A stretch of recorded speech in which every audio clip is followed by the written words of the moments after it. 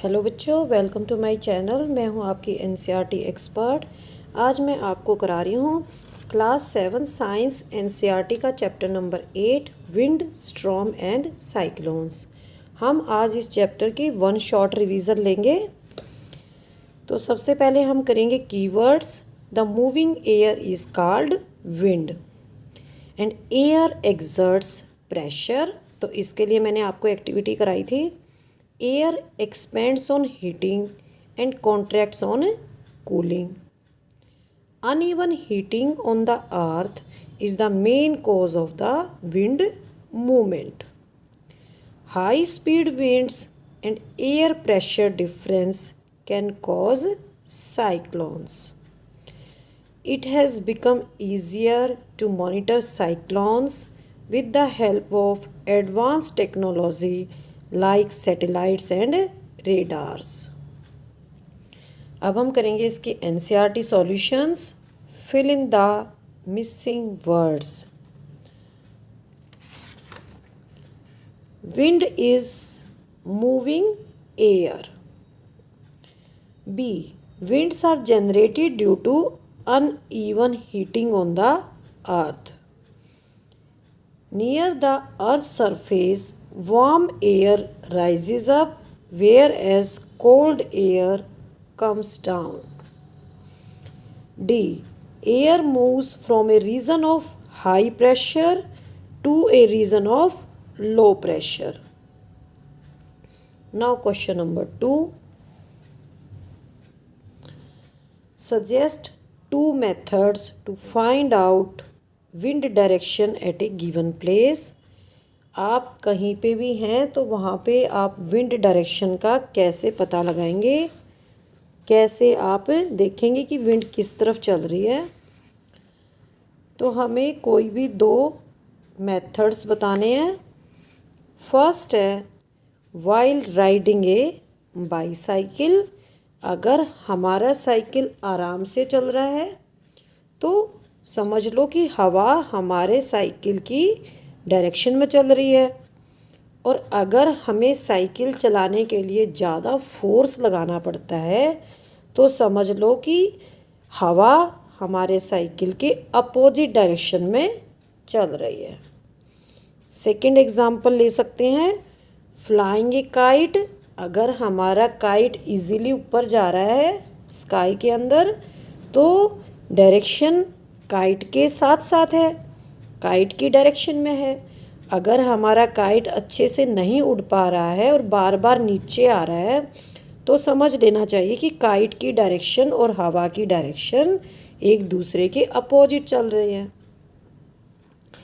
तो आप दो एग्जाम्पल्स दे सकते हैं। While riding a bicycle and while flying a kite we can find out direction of wind at a given place. Question number 3.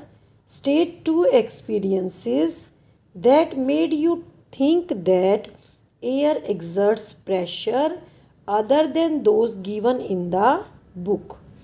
तो हमें कोई भी दो एक्सपीरियंस बताने हैं जो कि किस चीज़ के बताने एक्सपीरियंस कि एयर एक्सर्ट्स प्रेशर, लेकिन हमें वो एक्सपीरियंसेस देने हैं जो इस बुक के अंदर नहीं हैं, उनसे अलग से देने हैं। तो फर्स्ट है when we blow a balloon it becomes tight, if we fill more air it burst. जब हम बैलून के अंदर हवा भरते हैं तो ये टाइट हो जाता है। अगर हम इसके अंदर और ज़्यादा हवा भरेंगे तो ये फट जाता है।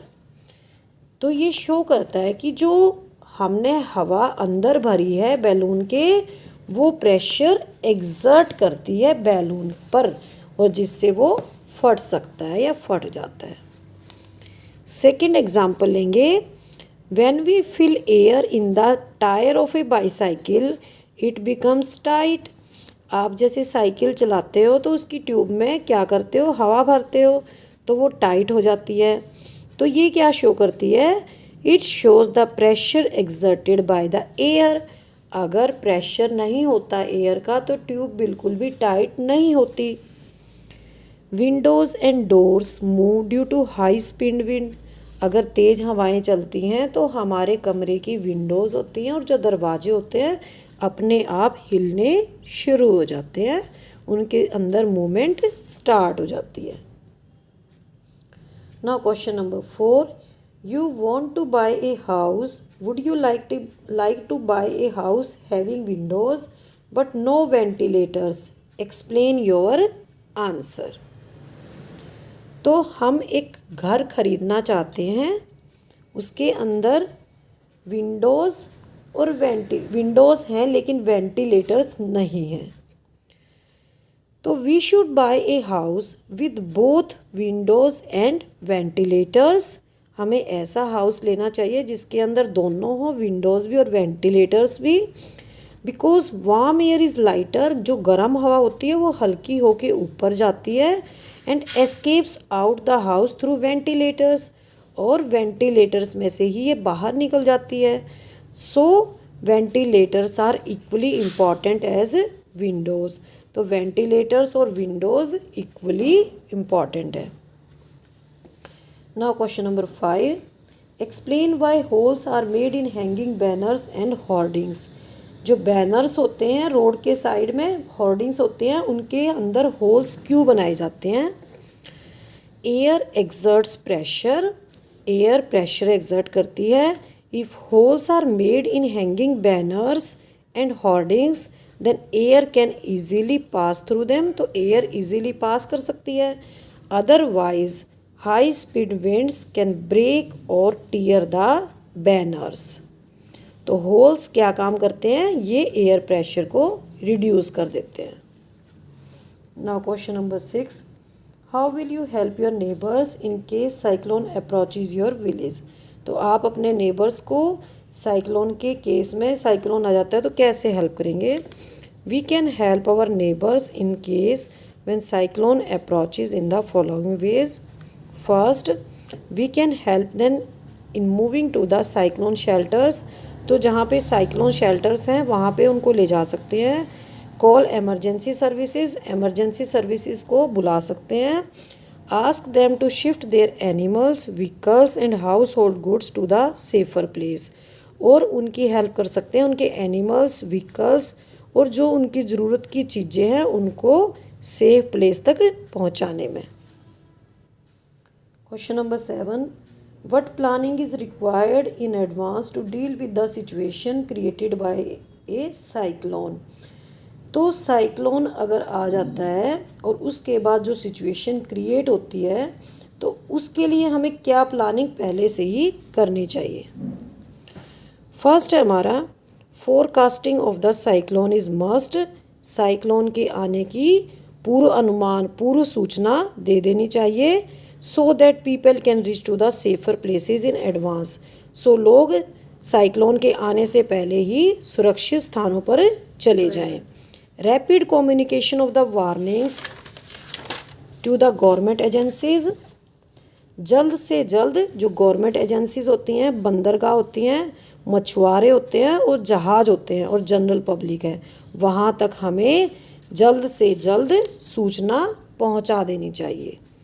Construction of cyclone shelters in cyclone prone areas. और जिन एरियाज़ में बार बार साइक्लोन्स आते हैं वहाँ पे साइक्लोन शेल्टर्स का कंस्ट्रक्शन होना चाहिए, वहाँ पर बनाने चाहिए, ताकि लोग अगर बेघर हो जाते हैं तो कम से कम वे साइक्लोन शेल्टर्स में रह सकते हैं। अब हमारा क्वेश्चन नंबर 8 है, which one of the following place is unlikely to be affected by a cyclone. 4 options हैं, चेन्नई, बेंगलुरु, अमृतसर और पुरी। तो हमने इसमें पूछा है कि कौन सा ऐसा एरिया है जो साइक्लोन का जिस पर कोई असर नहीं होता, जहाँ पर साइक्लोन्स नहीं आते। तो अमृतसर आएगा इसका आंसर। क्वेश्चन नंबर 9 हमारा, which of the statements given below is correct. हमें 4 स्टेटमेंट दे रखी है और हमें बताना है कि इसमें से कौन सी करेक्ट है। In winter the wind flow from land to ocean. In summer the wind flow from land towards ocean. A cyclone is formed by a very high pressure system with very high speed winds revolving around it. The coastline of India is not vulnerable to cyclones. तो इसमें जो third है ये हमारी correct statement है। तो आपका chapter हो गया कंप्लीट। इसमें मैं एक चीज़ ऐड कर रही हूँ, ये इम्पॉर्टेंट लग रही है मुझे, इसलिए आपके जीके पॉइंट ऑफ व्यू से भी। Did you know A bolt of lightning travels eight A speed of more than 4 lakh kilometre per hour. जो बिजली चमकती है उसकी स्पीड 4 लाख किलोमीटर प्रति घंटा से भी ज़्यादा की होती है। It can heat the air around it to a temperature which is more than 4 times the temperature of surface of the sun. ये अपने आसपास की हवा को इतना गर्म कर सकती है जितना कि सूरज का जो सरफेस होता है उसका टेम्परेचर से 4 गुना तक गर्म कर सकती है। That is what makes lightning so dangerous. इसलिए लाइटनिंग या बिजली का कौंधना बहुत ही डेंजरस होता है। ये कुछ ही सेकंड्स या मिली सेकंड्स के लिए होती है, ये कभी भी कई सेकंड्स के लिए नहीं होती या मिनट के लिए नहीं होती। ओके, बाय बाय बच्चों, हैव ए नाइस डे।